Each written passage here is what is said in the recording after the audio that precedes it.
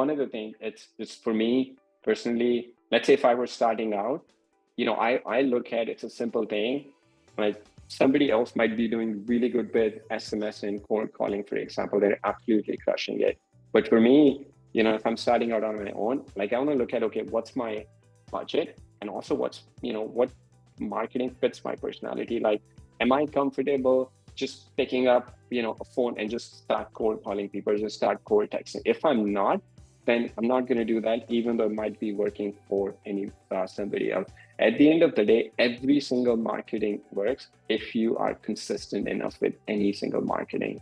So, but you'll look at, what is something that, here, I'll go into the next slide, because this is like number one question we get asked about marketing. Hey, I'm starting out, which marketing should I start out with? And the right answer is the one that you can stick with the longest, hands down.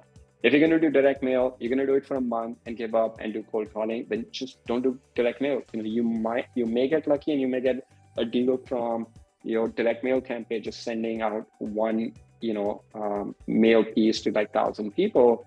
You may get lucky. But if you're only going to do it for a month and then give up, go to cold calling, do it for a month, and do SMS, do it for a month, then don't do that. It's nothing is going to be worth it if you are just going to keep jumping from one marketing channel to another. I would say pick a marketing channel and then give yourself 6 months. So let's say if you have $10,000 to spend on marketing, okay, I'm just making it up.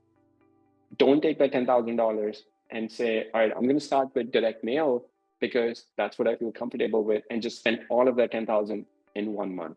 It's just not going to work. You're just going to get bombarded with leads. You're not going to have any process. I would take that $10,000 and spread it over, if you're going to do, I personally don't think you want to mail somebody every month unless, it's somebody on pre-foreclosure, very time sensitive list.